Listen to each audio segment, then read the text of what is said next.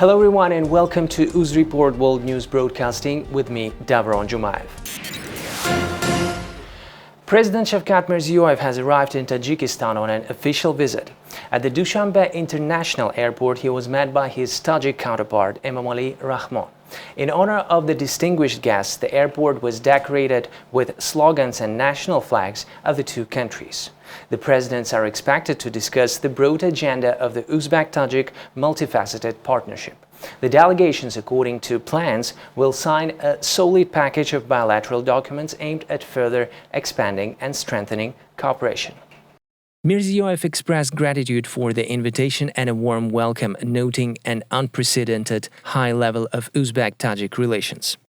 All the decisions we have made are being implemented. Our bilateral relations have reached to a new level. In 2017, the trade turnover between the two countries was $7 million, and for the first time this figure reached $500 million last year, said Mirziyoyev. Uzbekistan is our strategic partner and reliable neighbor. We're glad that Tajik-Uzbek relations are developing dynamically. Trade and economic ties are expanding. Relations in the cultural and humanitarian field are being strengthened. I would especially like to note the coordination and close interaction of our countries on regional security issues, added Emomali Rahmon. President Mirziyoyev congratulated Tajikistan on the upcoming 30th anniversary of independence, wished peace and further prosperity. Uzbekistan and Tajikistan inked $730 million worth of bilateral documents as the first Uzbek-Tajik Interregional Investment Forum was underway in the city of Bokhtar on June 9th. The event, attended by over 300 entrepreneurs from both countries, was organized as part of Uzbek President Shavkat Mirziyoyev's official trip to Tajikistan. The parties noted that geographical proximity and convenient logistics have created favorable conditions for the implementation of investment projects and the development of mutual trade. The leaders of the border regions of the two countries have agreed to intensify joint work on the development of new projects and support entrepreneurs in the implementation of joint business initiatives. To support and promote the implementation of promising joint projects in various sectors of the economy, an Uzbek-Tajik investment fund with an authorized capital of $50 million is to be created. Agreements have reached on the organization of joint production facilities for the production of cars, household appliances, the creation of intensive gardens, greenhouse complexes, and processing of agriculture and food and vegetable products. The World Bank's latest Global Economic Prospects report forecasts that growth in Central Asia will recover to 3.7% in 2021 and 4.3% in 2022, well below the historical averages. The regional economy is expected to be supported by a modest rise in commodity prices, firming FDI as the region deepens its global and regional integration and the relaxation of OPEC plus production cuts. In Uzbekistan, growth is expected to continue benefiting from the ambitious reform agenda, which has progressed in the past year despite obstacles caused by the coronavirus pandemic. The rebound in Central Asia has been dampened by rising policy uncertainty, particularly in the Kyrgyz Republic following political tensions and social unrest. Geopolitical tensions have also increased in Central Asia amid conflict over a border dispute between the Kyrgyz Republic and Tajikistan, the report said. Rising inflationary pressures prompted increases in key policy interest rates in the Kyrgyz Republic and Tajikistan. The World Bank said it believed that the region risked destabilization due to the escalation of conflict between the Kyrgyz Republic and Tajikistan. Additional political pressures in Kyrgyzstan could lead to the weakening of the regional outlook in Central Asia, the international financial institution added. Uzbekistan is forecast to recover to 4.8% growth this year from 1.6% last year. Kyrgyzstan's growth projection also stands unchanged at 3.8% in 2021, up from the 8.6% contraction recorded in 2020. With less than 7 to 10 days left until the end of the season of mass cherry picking in Uzbekistan, its prices in the domestic market continue seeking the bottom. This situation was mainly related to a sluggish demand by main importers, Russia and Kazakhstan. Nevertheless, news that came from Singapore may become a breath of fresh air for Uzbek farmers, as for the first time in history, Uzbekistan-made cherries are set to appear on the shelves of Singapore markets.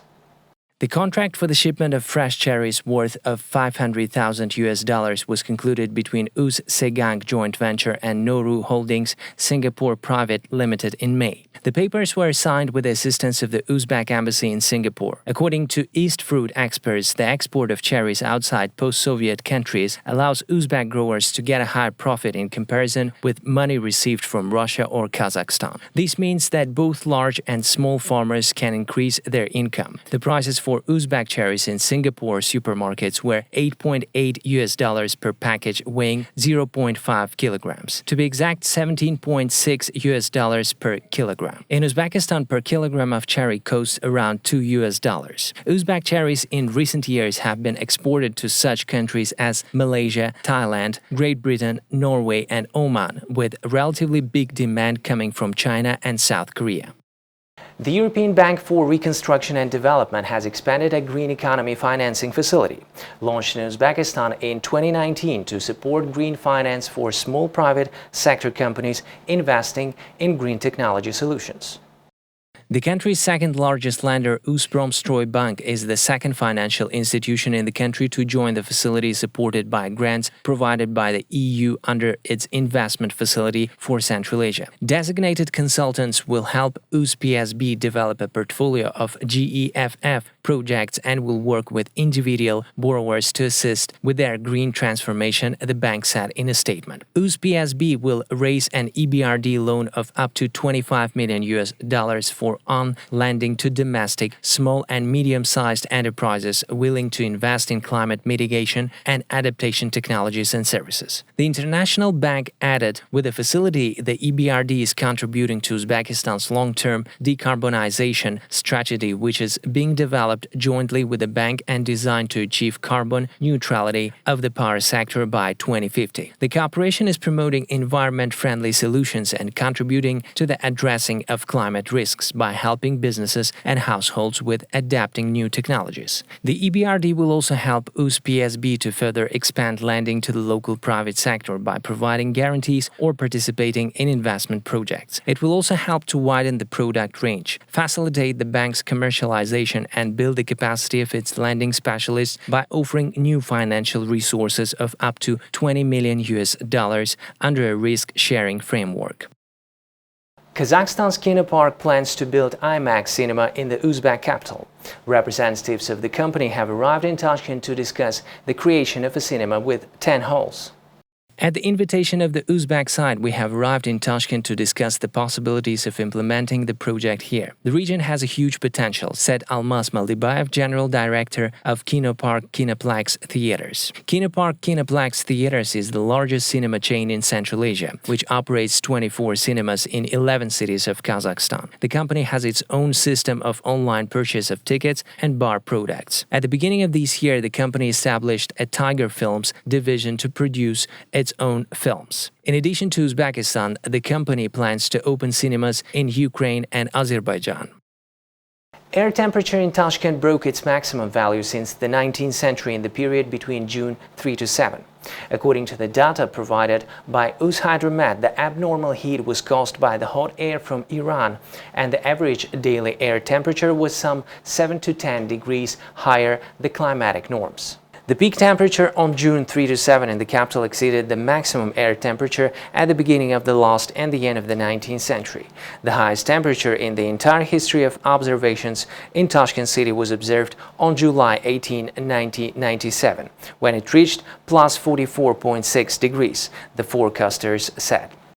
Some 70,000 doses of the second component of the Sputnik V vaccine have arrived in Uzbekistan today. 50,000 doses of Russian drug were imported on June the 1st. Sputnik V deliveries to Uzbekistan started in the month of April. Seeking decent employment opportunities, more than 17,000 Uzbeks left the country year to date, the Agency for External Labor Migration reports. Since the start of the year, the agency assisted 17,350 citizens to find jobs in foreign countries. Most of the Uzbek migrants have opted for the Russian Federation, while others went to Kazakhstan, South Korea and UAE. The agency held negotiations with 259 potential employers and recruitment agencies in the external labor market and found 69,808 vacant jobs.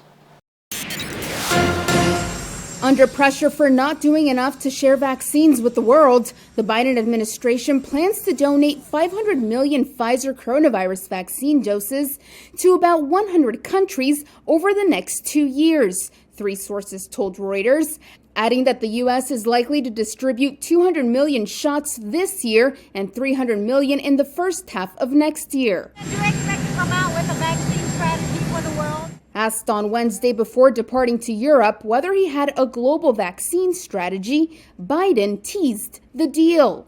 I have one and I'll be announcing it. Thank you. President Joe Biden is expected to make a formal announcement in Britain on Thursday at the G7 summit. The donations will go through the COVAX vaccine facility, which distributes COVID-19 shots to low and middle income countries. They're a big jump from the Biden administration's previous goal of sharing at least 80 million vaccine doses with the world by the end of June. The New York Times reported that the United States will buy the doses at a not-for-profit price, citing people familiar with the deal. The agreement is in addition to the 300 million shots the United States has already purchased from Pfizer, bringing the total number of Pfizer-BioNTech shots purchased by the U.S. to 800 million. They were loved. I know they will be so deeply missed.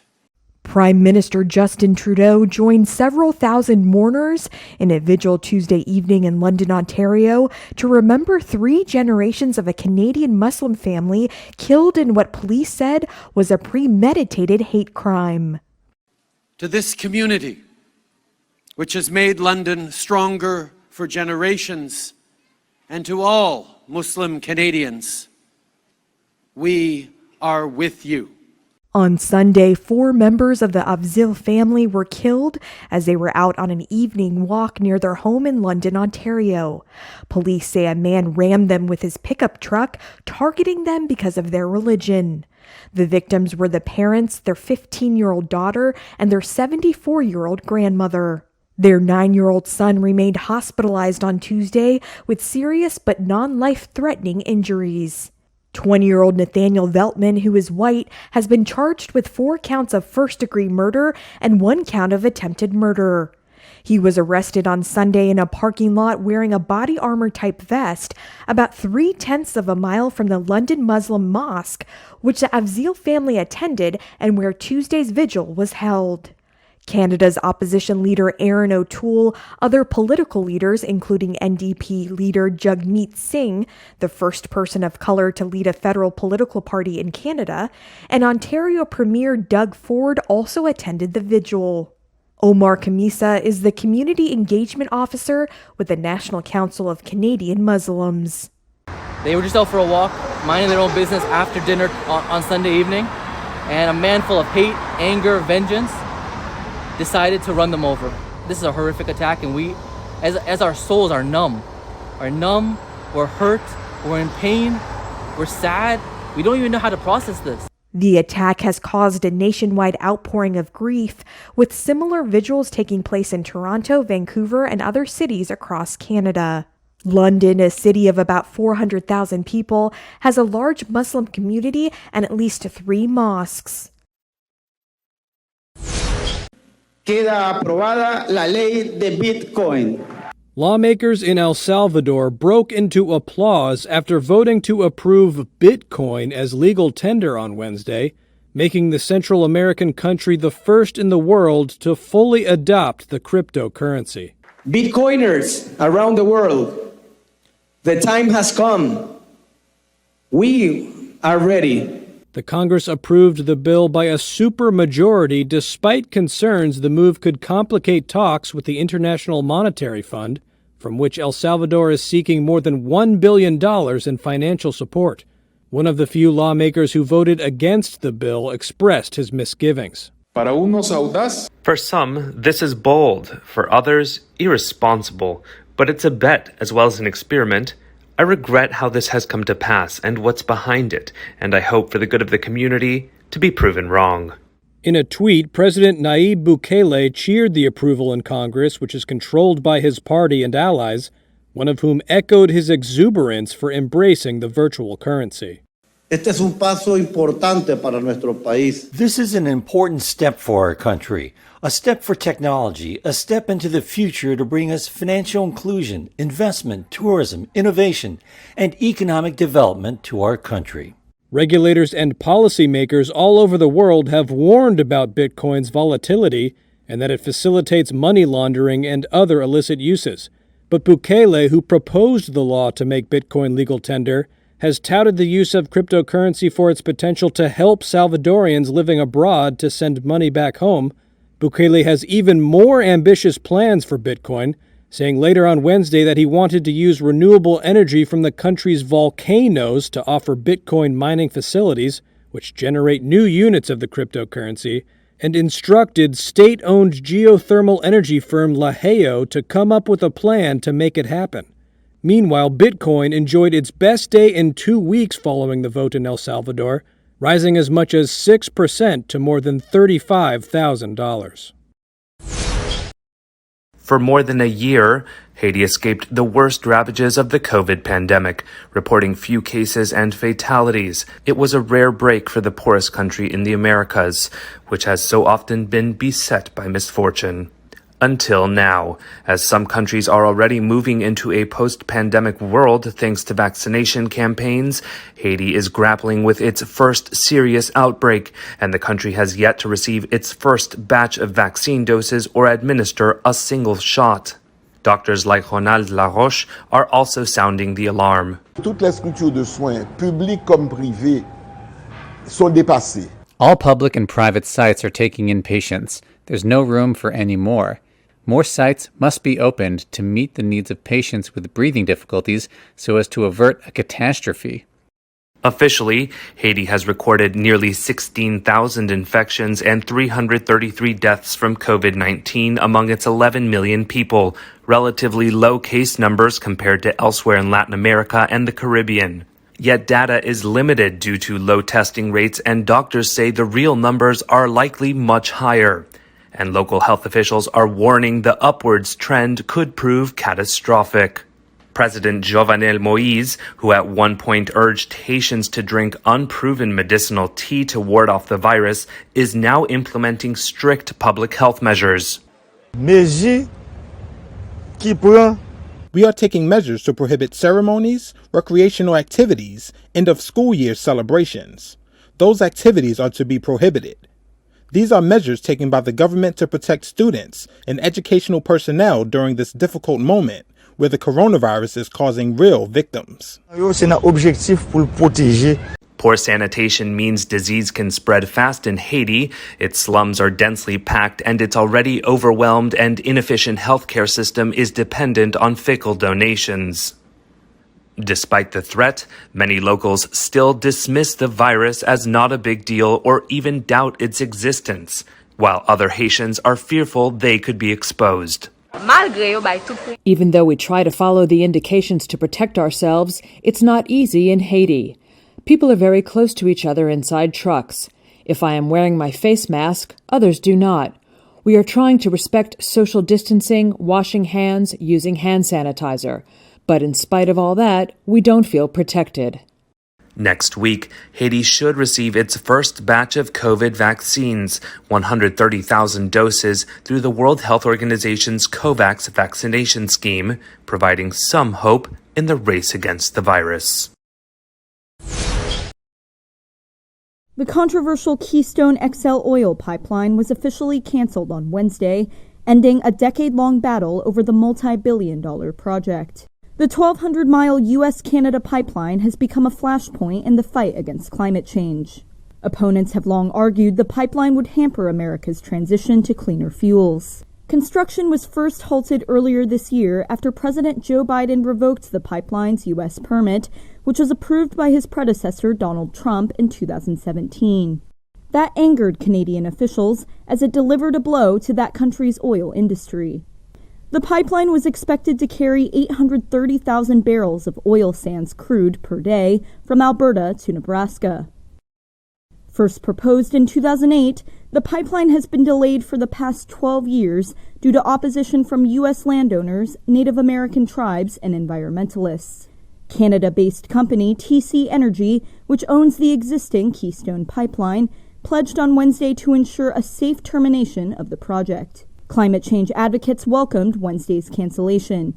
Meanwhile, Alberta Premier Jason Kenney wrote in a statement that he was, quote, disappointed and frustrated. The project's demise comes as other North American oil pipelines come under further scrutiny and pressure from environmental groups. Shell looks set to dramatically shrink its oil and gas business after its CEO Ben van Beurden said Wednesday that the company will look for ways to cut emissions and accelerate an energy transition. The comments come after a landmark ruling in a Dutch court last month. Shell plans to appeal the ruling that ordered it to reduce greenhouse gas emissions by 45% by 2030 from 2019 levels, which is significantly faster than its current plans. But Van Beurden said the court ruling applies immediately and cannot be suspended before the appeal. Earlier this year, Shell set out one of the sector's most ambitious climate strategies. It has a target to cut the carbon intensity of its products by 20% by 2030, by 45% by 2035, and by 100% by 2050 from 2016 levels. The court ruling called on Shell to cut its absolute carbon emissions, a move Van Beurden had previously rejected. He said that would force Shell to scale back its oil and gas business, which accounts for the vast majority of its revenue.